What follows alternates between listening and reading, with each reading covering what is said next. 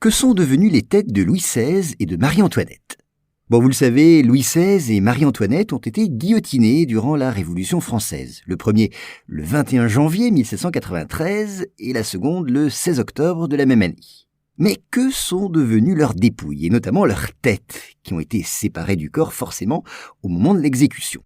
D'abord, il faut noter ici que les deux monarques ont été exécutés sur la place de la Révolution, notre actuelle place de la Concorde, où se trouvaient l'échafaud et la guillotine. Ensuite, leurs corps ont été transportés au cimetière de la Madeleine, qui se trouve dans le 8e arrondissement de la capitale. Là, la tête du roi aurait été placée près de ses pieds, ou même entre ses jambes, dans le but, diront certains, d'humilier encore plus le souverain. Les corps sont jetés dans une fosse commune, puis recouverts de chaux vives, afin d'accélérer la décomposition des cadavres. On rend ainsi plus difficile leur identification, et de là, le culte dont ces corps retrouvés auraient pu faire l'objet.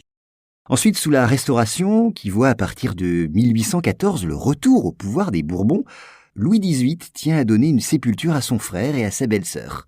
Il fait donc tout logiquement exhumer les restes mortels supposés des deux monarques, qui se composent des corps et de deux têtes, et les fait enterrer le 21 janvier 1815 dans la basilique Saint-Denis, la nécropole des rois de France.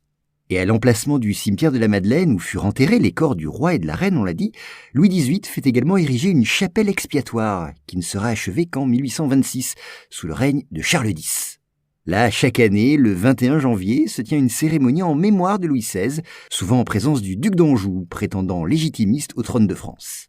Ceci étant, attention, certains détails, comme la nudité du corps supposé du roi inhumé à Saint-Denis, font douter de l'identité réelle de la personne qui y repose aujourd'hui.